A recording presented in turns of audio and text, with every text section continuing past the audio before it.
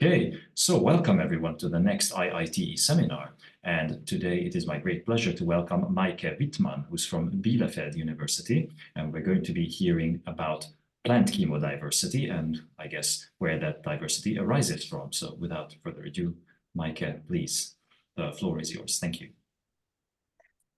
Yeah, thanks so much, Gui, for the invitation to present here. It's really very nice, and thanks for coming. So yeah, I would like to talk to you today about a topic that I've been interested in for a few years now as kind of the theoretician on duty in a research unit on ecology and evolution of chemodiversity in plants that is funded by the German Research Foundation. So yeah, what is this chemodiversity? We can define it as the diversity of so-called specialized metabolites. And here we focus on plants. These are also known as secondary metabolites, so that has become a bit outdated. And yeah, in our research unit, for example, one of the study systems is Tanacetum vulgare, the Camenthensi, which has a lot of this chemodiversity. You see that here individuals can have a number of different terpenoid compounds. Terpenoids are one major class of these specialized metabolites. And you also see that individuals belong to different so-called chemotypes that have a quite different composition in these secondary metabolites. So this already shows that as other forms of diversity as well, chemodiversity can have multiple aspects. So we can look at, on the one hand, the number of compounds in an individual, but we can also look at differences between individuals in what metabolites they have and the concentrations of these metabolites as well. And more generally, we can always look at different scales on the diversity within a unit and also at differences between units. For example, diversity within a population and differences between populations. And we could do this at all scales from tissues to communities and clades. So yeah, we are really interested in chemodiversity also because it's ecologically and economically really important. On the one hand, chemodiversity and these specialized metabolites influence the interaction of plants with various other organisms. And this, of course, can have community and ecosystem effects. And yeah, because some of these interactions involve pollination and herbivory and also interactions with plant pathogens, of course, chemodiversity is also very important for agriculture. And yeah, it's also very important for medicine. Many specialized metabolites are used as drugs in medicine. And also our foods and drinks would be not so interesting without chemodiversity, because chemodiversity, for example, underlies the variation in spiciness and color in chilies or differences in aroma in coffee, for example. Yeah, so it's very important to study chemodiversity, but why is it also interesting for theoretical ecology and evolution? Well, I would argue that yeah, many eco-evolutionary models are often a bit speculative about the genetic basis of traits, because many ecologically relevant traits have a quite complex genetic basis. And for chemodiversity, by contrast, the genetic basis is often relatively simple, not always.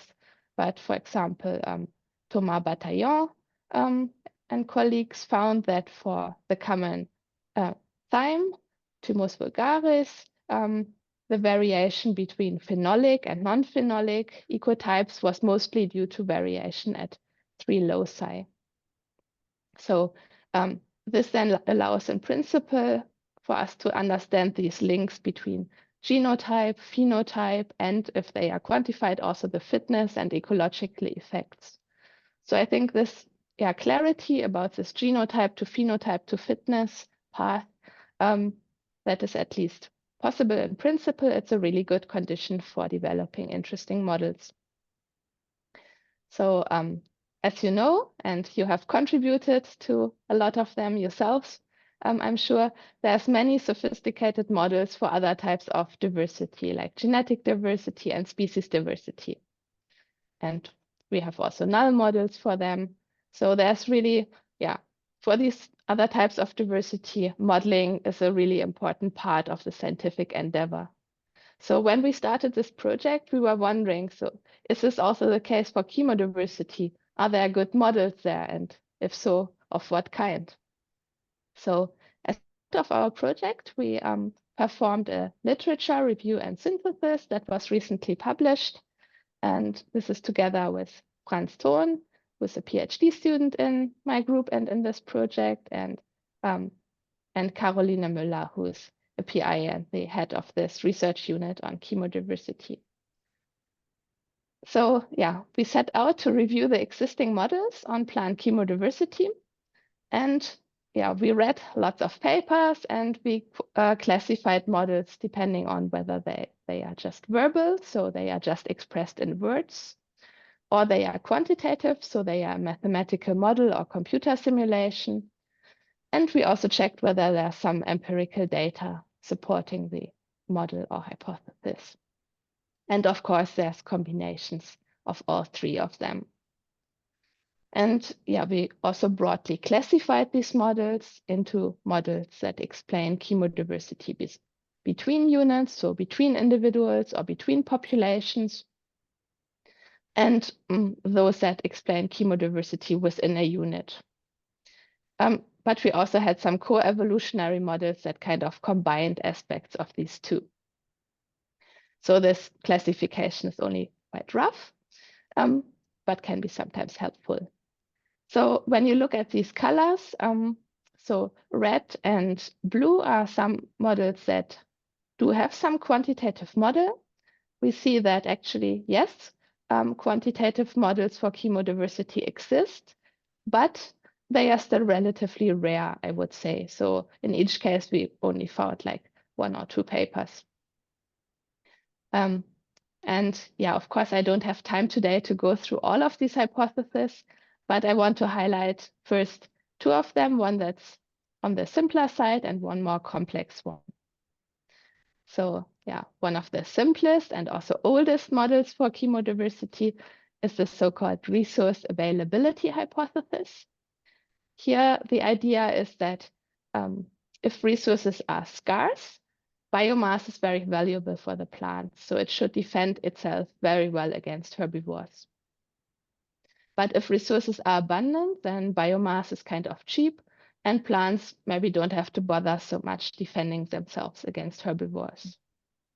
And this kind of idea was captured also in equations by Coley et al. 1985, where individual growth rate of a plant is the difference between growth and herbivory, and protection via defense reduces the herbivory, but also leads to some costs that reduce in the growth rate. And they varied this maximum growth rate, GM here.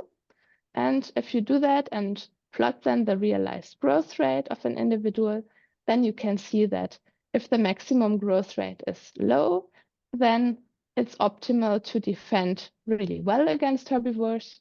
Whereas if the maximal growth rate is high, then it's better to develop not so strong defenses. And just to say, this model is not very specific to chemodiversity. It can also explain variation in, for example, morphological defenses, but it can certainly be used for chemodiversity. Then one of the newer and probably the most sophisticated model for plant chemodiversity so far was developed by Speed et al. A few years ago. And here they developed a stochastic individual-based model where plants can invest in multiple defenses and insects can invest in the corresponding resistances. So they have co-evolution between plants and insects, and they could observe these co-evolutionary cycles where plants invest in some defense and insects invest in the resistance to that defense, and then that defense becomes less common and so on. And interestingly, also in this model, they predict that plants can have multiple defenses also at the same time, though sometimes this is only the case during transition periods. Okay, so yeah, we've seen that there are some quantitative models already, but there's also still a lot to do because here you have highlighted 3 important hypotheses or verbal models that are very often used to derive hypotheses for empirical work, but so far they are only verbal, so there's no quantitative model that we could find. So because I will test them a bit later in the talk, I will briefly explain these 3 hypotheses. So one is the synergy hypothesis. Here the idea is that there can be larger numbers of metabolites per individual if there's synergistic effects between metabolites. That means if you have 2 metabolites, A and B, then if you have both A and B, then the repellent effect on the herbivore is larger than the sum of the effects you would have if you had just A alone or just B alone. So you have these super additive effects of metabolites. Next, an important hypothesis is the interaction diversity hypothesis. And here the idea is that plants produce so many different metabolites because they interact with so many different organisms in different ways. And each interaction kind of requires a different metabolite. And third, probably the most controversial hypothesis for chemodiversity so far is the screening hypothesis. Here the idea is that each new metabolite has only a relatively small probability of having biological activity against one of the interacting species. So the prediction is that plants should produce as many metabolites as they can to increase their chances of finding the few useful ones. And the hypothesis further predicts that they should do this very efficiently because enzymes are costly. They should evolve enzymes that are promiscuous. That means they can accept multiple substrates. So for example, here, this enzyme B1 can accept this substrate, but also a slightly modified substrate. And like this, then the plant can have a grid-like pathway where just with a few enzymes, it can produce a lot of different metabolites. Okay. So we've looked at these verbal hypotheses.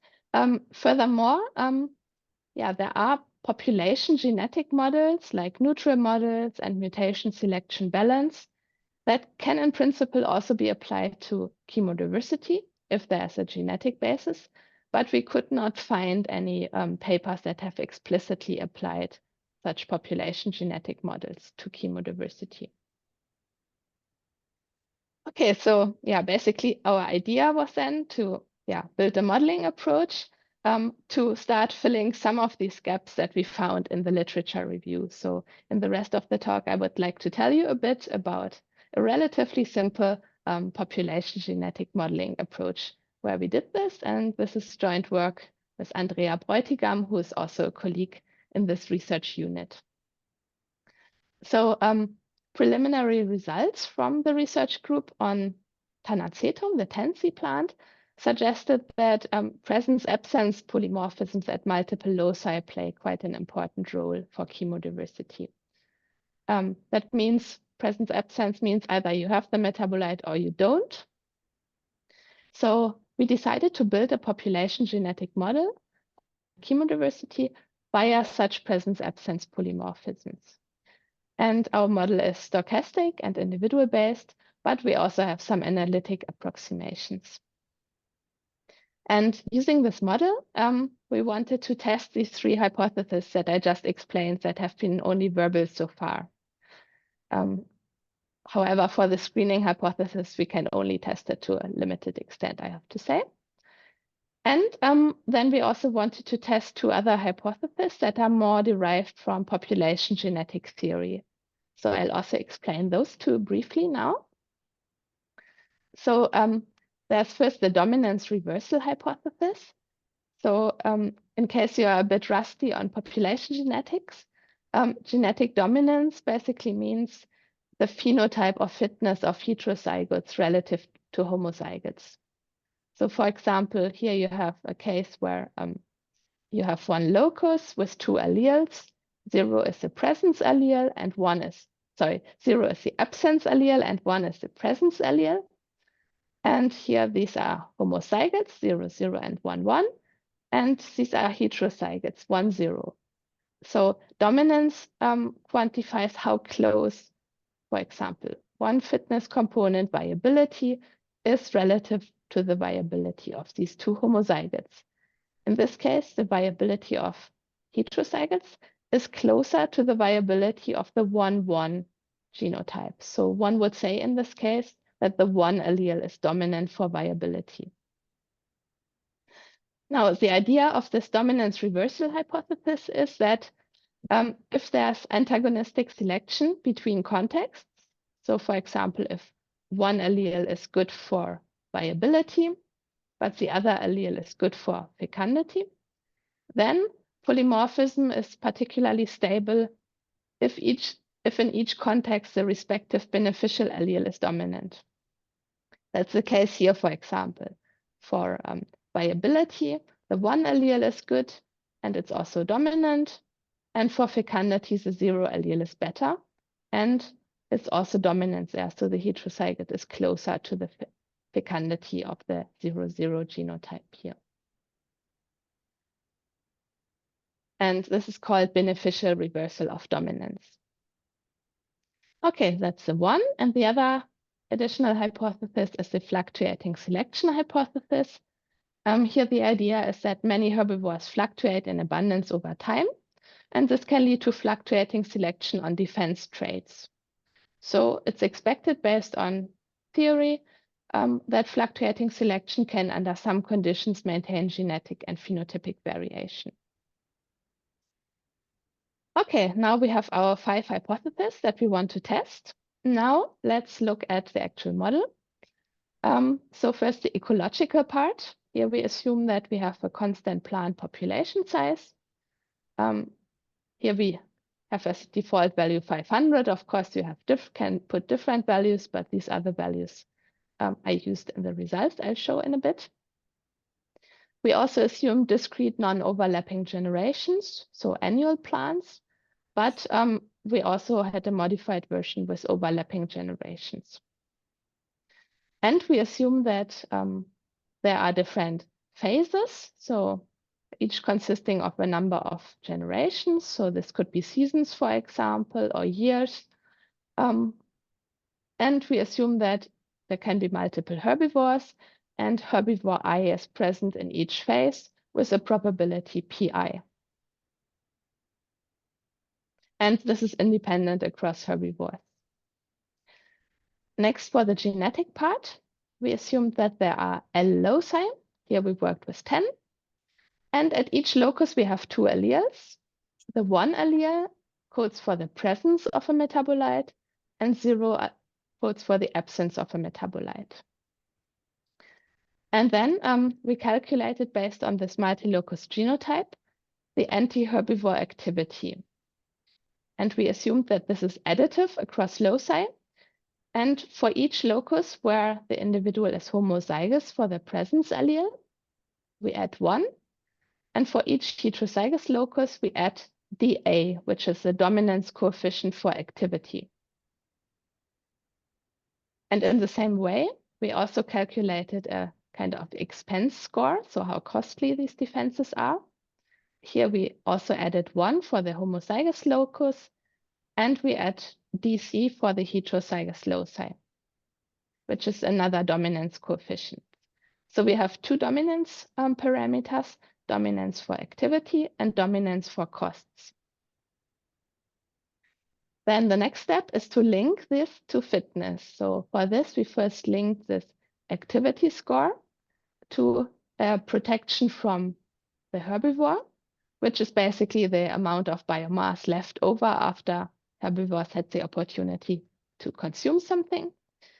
And here we used a kind of logistic function where we have 2 parameters that we can use to tune the function. So we can use this B0 to tune the overall herbivory level. So if it's higher, then we have overall lower herbivory, so larger protection. And we can also tune this A half parameter, this half saturation constant, to get benefit functions that have different degree of synergistic effects. So we can have either these diminishing returns here that are not synergistic, or those that are synergistic over most of the range, so where metabolites have more than additive effects. Then, of course, we also have the fecundity cost. So here we assume that fecundity declines exponentially with this cost coefficient from the last slide. And then we can put everything together to get fitness. Here we assume fitness is multiplicative. So when the herbivore is present, we have to multiply this protection from the herbivore times the fecundity. And when the herbivore is absent, we just have fecundity. Yeah, so then given fitness, individuals reproduce accordingly. So the individuals in the next generation each pick 2 parents in proportion to fitness. And then parents can pass on genetic information. And here we assume Mendelian rules without linkage. And there can also be mutations at rate U between presence and absence allele. Okay, so yeah, basically now we have everything to simulate the model, but we also want to do some analytics to determine when polymorphism is possible. So for this, we checked whether each fully homozygous genotype can be invaded by at least one other genotype differing at one locus. So for example, if we have this fully homozygous genotype that has the presence allele at 4 loci in homozygous state, then we would have to check whether it can be invaded by a genotype that has 1 more heterozygous locus here, or one that has only 3 loci homozygous for the presence allele plus 1 heterozygous locus. And yeah, to check whether a genotype can invade, theory shows that we have to use geometric mean fitness because this is a relevant measure for long-term evolution with discrete generations. And in this case, geometric mean fitness is the protection from herbivory to the power of the probability that the herbivore comes times this fecundity function. And conveniently, it's independent of the length and order of phase. So basically, if we find that there are genotypes that cannot be invaded by any other genotype, then we would not expect to see diversity in our population. But if every multi-locus genotype that's homozygous at all loci can be invaded by at least one other genotype, then we can conclude that polymorphism should be possible.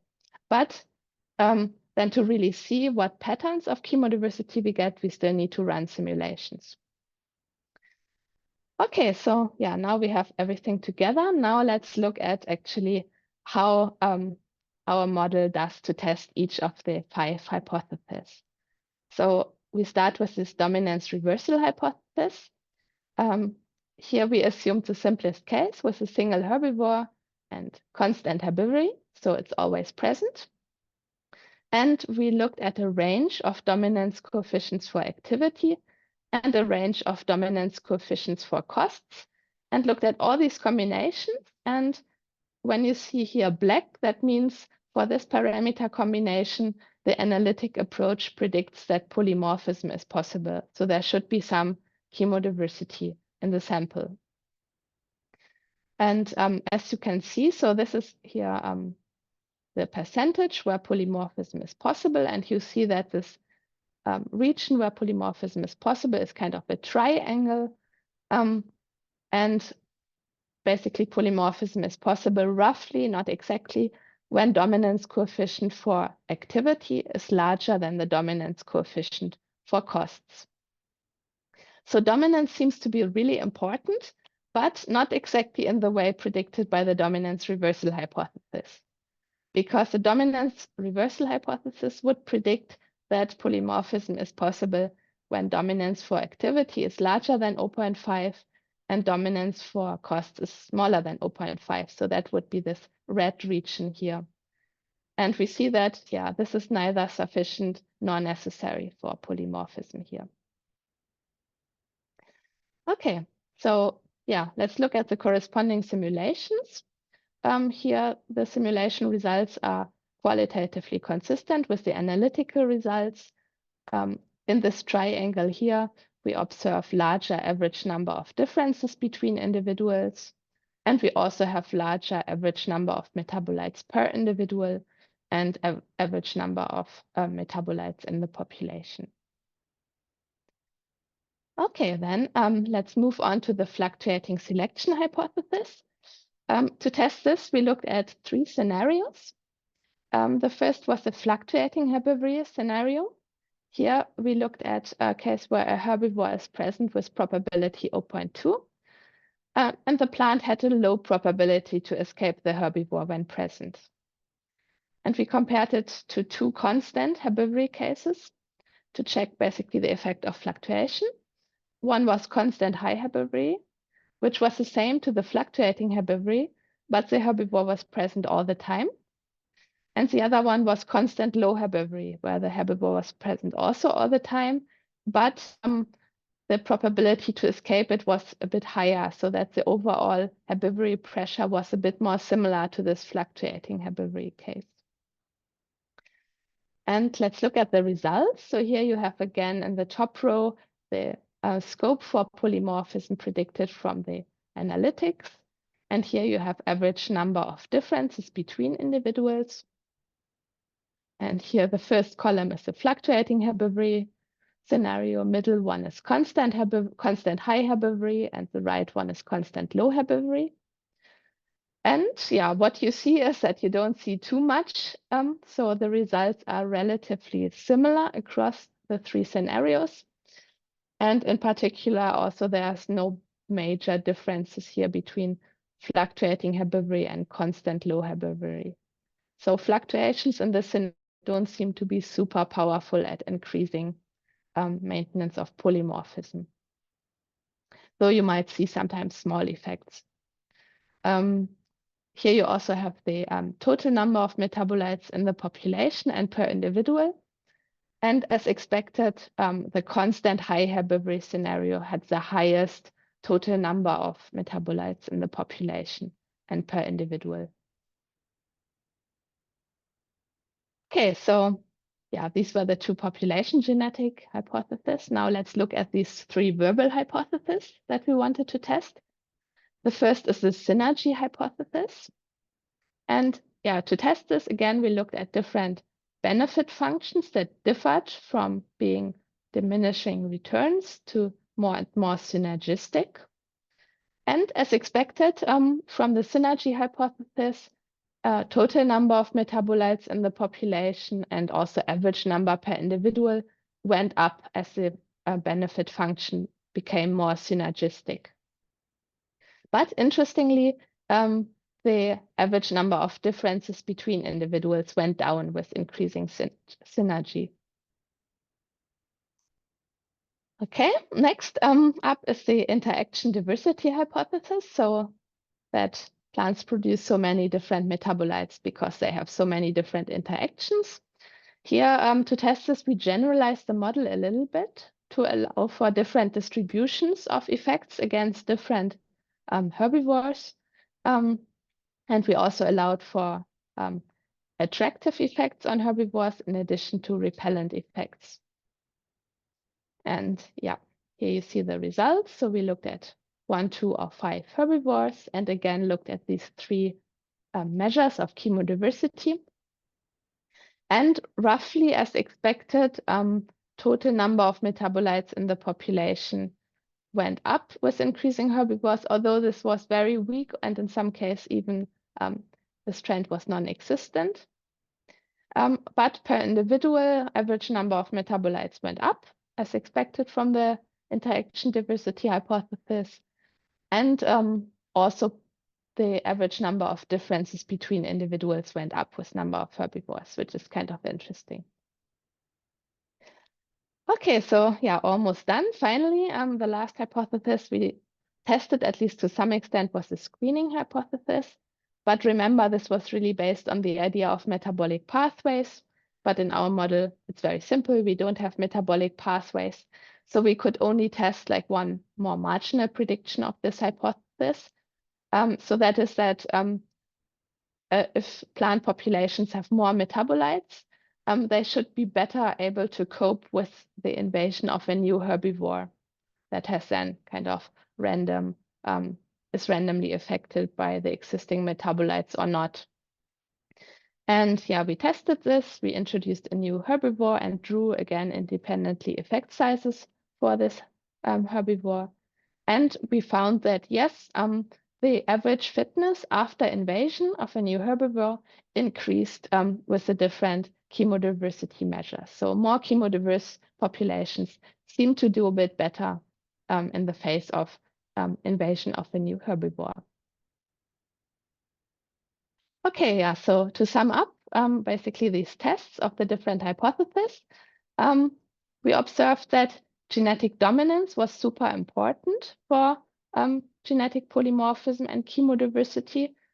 So variation was maintained if the dominance for the anti-herbivore activity was sufficiently larger than the dominance for costs. But this was not exactly the pattern predicted by the dominance reversal hypothesis. So dominance reversal is neither necessary nor sufficient. And we also found that fluctuating selection does not have such a big influence, at least in our scenarios we tested. And yeah, we could support the predictions of the interaction diversity and synergy hypothesis in the sense that both number of herbivores and synergistic interactions between metabolites increased the number of metabolites as predicted, but unexpectedly they had opposite effects on variation within the population. So I think this is nice because this is something that one might not have been able to predict without the use of a quantitative model. And finally, yeah, also the screening hypothesis is supported by the model, but only as far as it can be tested. Now, since dominance is so important and these dominance changes are so important, you might wonder, is it really plausible that dominance for activity of a metabolite is larger than dominance for costs?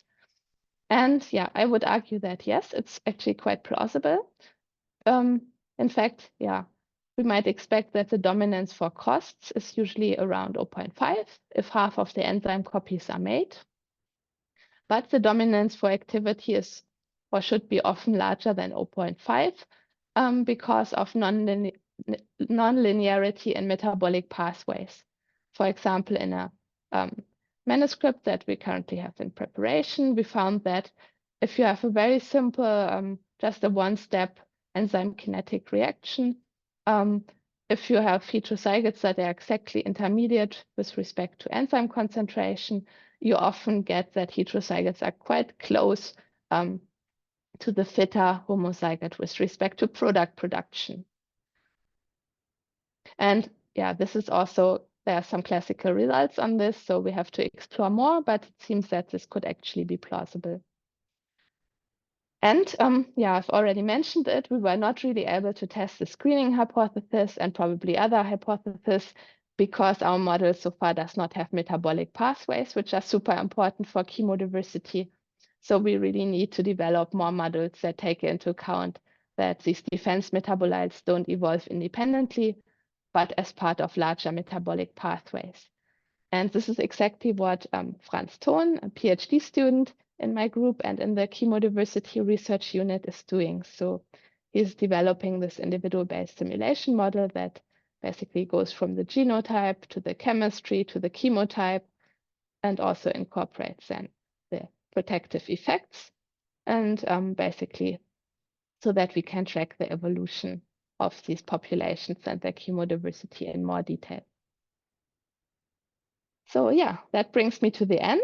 So I would like to thank you a lot for coming today. And yeah, I would like to thank all my colleagues from the research unit, especially, of course, my co-authors, Franz, Carolina, and Andrea.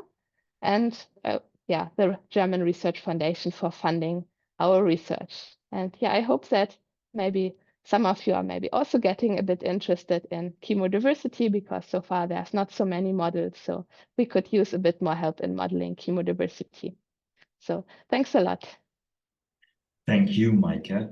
And if, as usual, anyone has questions, then please raise your hand in participant list and I shall call on you. Any questions? Yes, Axel. Well, thank you very much, Mike. Yeah, I learned a lot. I don't know what the others, but for me, it was kind of really kind of a deep experience. So one of the things that fascinates me about plants, and probably other ecologists too, is that basically they're not eaten, or kind of to a very small extent. They're just there. There are some herbivores that try to eat them. That's my impression. They try to eat them, but they don't succeed. The plants kind of fend them off. And what always bothers me is that we don't have really a good basic null model for this. So the Lotka-Volterra prey model just doesn't make sense in this context.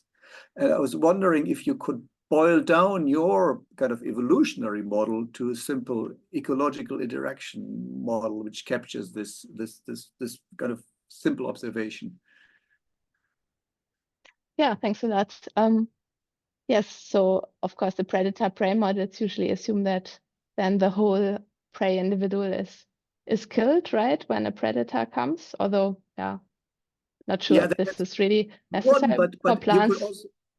But you could also think of a kind of a herbivore eating half of the leaves of a tree or so. But this doesn't happen usually, or only if some things go terribly bad.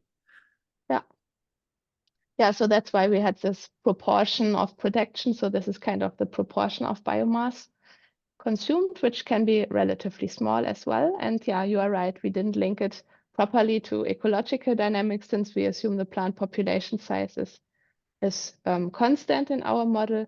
But we could also relax that assumption and then look at the joint population dynamics of herbivores and plants. Yeah, this would be also really interesting as the next step.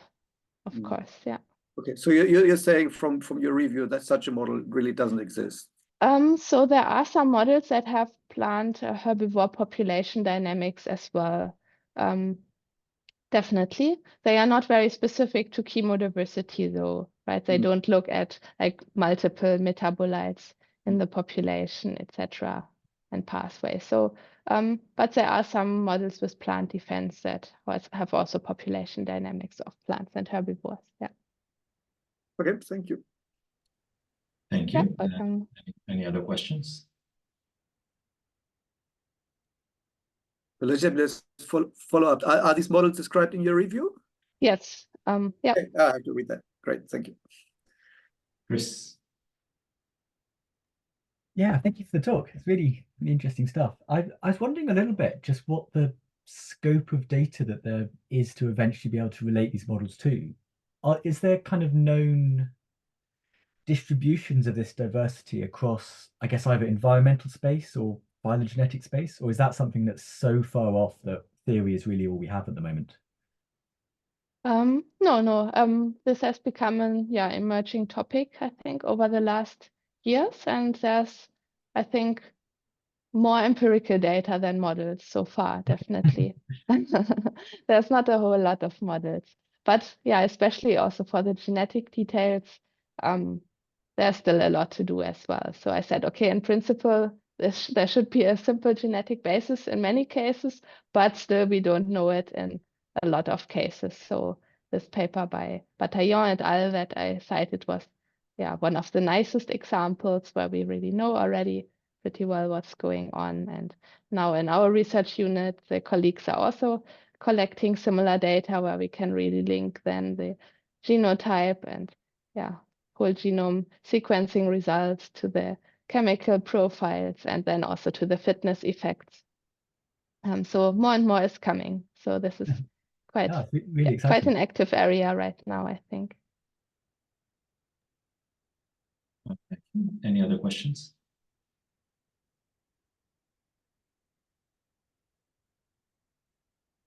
Well, people are thinking maybe I will ask something, or rather put forth an idea, because you had an active call for thinking together. So here we go. As Axel mentioned, plants don't seem to be eaten, but presumably they have to put a lot of effort in it, which means that the herbivore interactions structure those plant communities in some way, and maybe vice versa.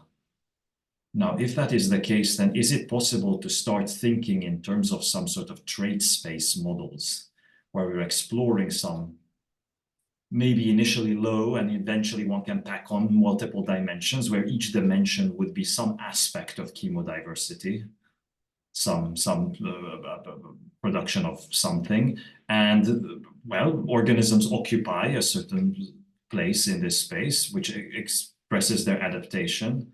And presumably the herbivores would be also specialists in maybe surviving those toxins. And then we have some sort of population dynamics that might explain the diversification of chemodiversity. And these must exist, I'm thinking. And I think you even mentioned that figure you showed with the very wiggly lines was, I assume, something like this. I'm just not sure if they actually thought in terms of trait spaces. Yeah, in that paper, I think not, but yes, it is happening basically as we speak. Other colleagues also in our research unit are interested in that, like integrating chemodiversity in these plant trait space models and conceptual models as well. And yeah, this is definitely a great idea, I think. Yeah.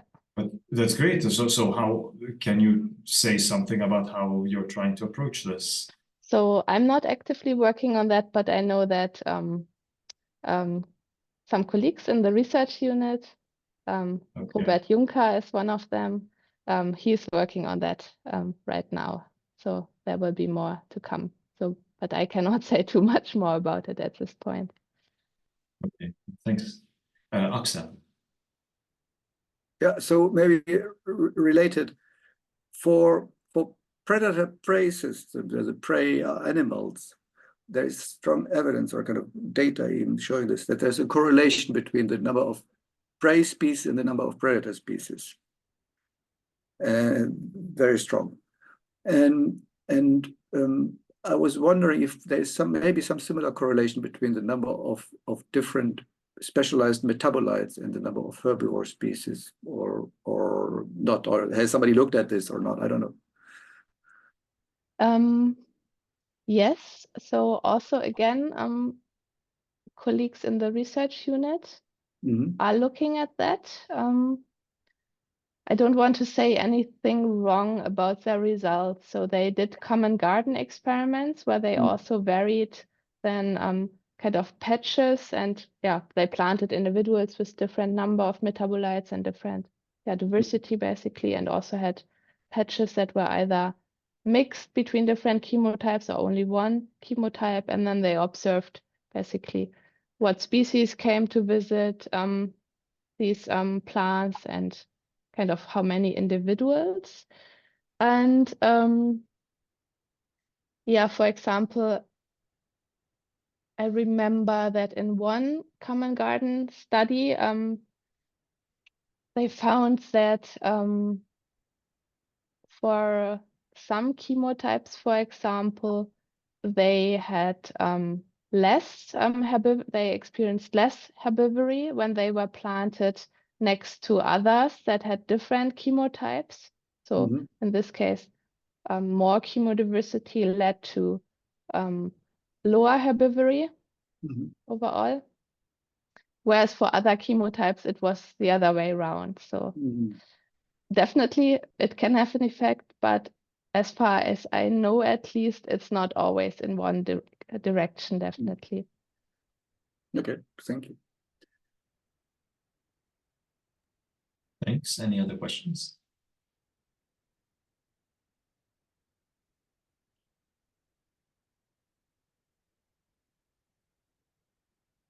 I have one small question, because you brought up this, you had the chart with all the different kinds of models that could be in for chemodiversity. You also mentioned neutral models there. I'm just wondering how one would, does that even make sense for this kind of system? Because a chemical trait is such an adaptive thing that one would think that if some mutation arises that changes it, then it will either ruin it or degrade it or improve it. So something will happen. It's somehow, I don't know, feels like with most complex adaptive traits, neutrality feels like a rare option. But I don't know. Yeah, that's probably true, but I think it's still good to have it as a null model, basically, to test for selective effects rather than just assuming that there are always selective effects. It would be nice somehow to know how would a metabolic pathway evolve neutrally. For example, if there's multiple metabolites that can be produced, what if they have all the same fitness effects? Like, what kind of patterns would you then expect? I think that would be very interesting. That has so far not been done. What has been done a little bit is kind of treating, for example, concentration of metabolites as a trait, and then looking at this trait over a phylogeny and assuming that this evolves according to neutral Brownian motion on the phylogeny. So that has been used kind of as a null model to test for selective effects on metabolite concentration on phylogenetic trees. But yeah, I think even if we believe that often they have an effect, it's still useful to have null models as a baseline. Yeah, and we have them for genetic diversity, kind of the neutral theory of genetic variation, and we have them for species diversity as a neutral theory of biogeography. So I think, yeah, why not also have one for chemodiversity? It could be also controversial, but potentially useful. I'm wondering though if it's there. I mean, isn't it basically the same as for genetics? To some extent, yes, I guess. For relatively simple models like the one I presented today, it's basically, yeah, diversity levels and chemodiversity are very closely linked to genetic diversity. But if you have basically these metabolites linked in pathways, then it's a little bit different, because then kind of if you have genetic variation in an enzyme, this does not directly translate to variation at the metabolite level, because kind of if you have one enzyme that does something, it also takes away substrate from other pathways. So this would then lead to maybe less production of other metabolites. And maybe, yeah, you have strong epistasis as well, of course, because you need multiple enzymes maybe to make a product that needs several steps. So it's not so straightforward, like how a neutral evolution of genetic variation would translate to then patterns of chemodiversity under neutral evolution. Yeah, thanks. That makes sense. Any other questions? Can I have one more sort of technical detail question? I think Sure, you mentioned yeah. that the dominance reversal seems neither necessary nor sufficient in light of the results that you had. But it wasn't sufficient. I mean, it was all in the black region, right? It's just not necessary. No, there were also like a small corner of results where it was not, and depending on the parameter combinations, this can also be a larger region. Okay. So it's not always exactly this triangle. Depending on the parameters, it can also shift a little bit, or it's always kind of a triangle, but it can move a little bit as well. So it's not, there can be a small or larger region where there is dominance reversal, but polymorphism is not maintained. Okay, thank you. Etsuko has a question. What is the time scale of metabolite evolution and the counter co-evolution by herbivores you see in your model and in empirical systems you looked at? So in my model, I think we had 5,000 generations. Let me check. So, but they reach equilibrium, kind of an equilibrium much earlier. Let me check.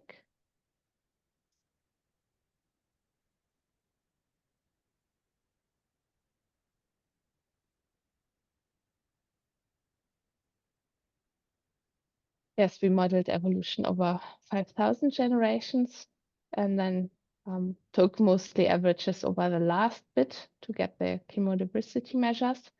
But usually they reach the kind of equilibrium chemodiversity much earlier than that.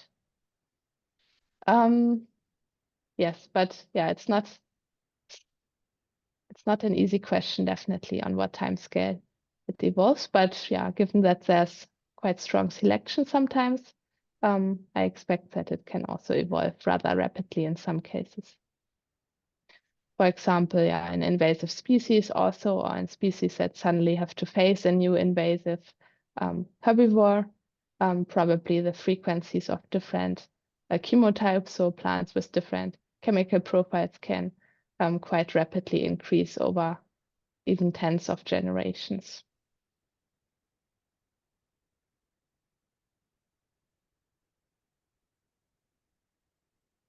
Thanks for the question. Yeah. Thank you. Any other questions?